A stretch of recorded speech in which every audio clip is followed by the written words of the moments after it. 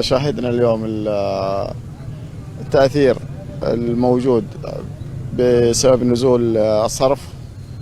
نتمنى أيضا من التجار أن يواكبوا هذا النزول في الأسعار الغذائية، خاصة ونحن مقبلين على شهر كريم. يفترض أنه يكون هناك توافق بين نزول الصرف وبين الأسعار الحالية للمواد الغذائية في المحلات. نتمنى إن شاء الله الاستمرار في دعم الحكومة، تدعم المواطن البسيط في هذه المحافظة وفي اليمن عموما. الصرف ينزل والأسعار مكانها ما تنزل الصدق، يعني المواد الغذائية الناس بقول الأسعار تنزل، بقول الوضع ينزل. رمضان جاي، بقول الناس يشترون، بقوا يعيشون، ما بغينا نزول على الفاضي، بغينا رقابة على السوق، رقابة على المواد الغذائية، رقابة على المواد الاستهلاكية.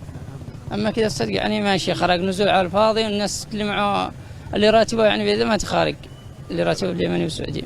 ارتفاع الأسعار خيالية، يعني الصرف اليوم اللي نازل ونزل قبل فترة، والأسعار هي دي كل ما بترتفع. تجي البضاعة تسألها قبل أمس، تسأل على بضاعة بعد يومين تلاقيها أزين.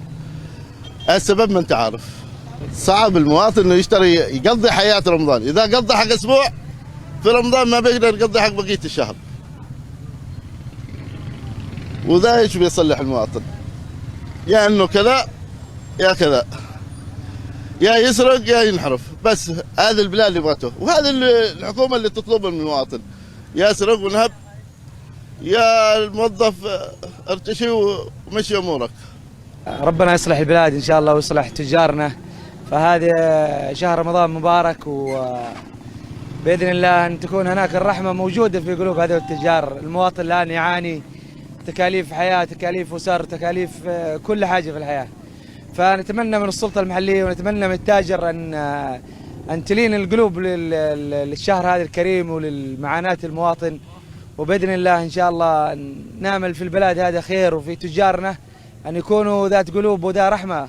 فهذه امانه ومسؤوليه امام الله سبحانه وتعالى، وربنا ان شاء الله يصلح البلاد. الاسعار الى الان عادها غاليه، كل شيء غالي، والصرف نازل والاسعار فوق.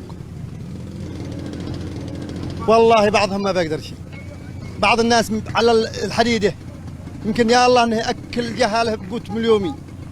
اما رمضان هذا يبغى رمضان، يبغى خضره ويبغى دجاج ويبغى، تعرف رمضان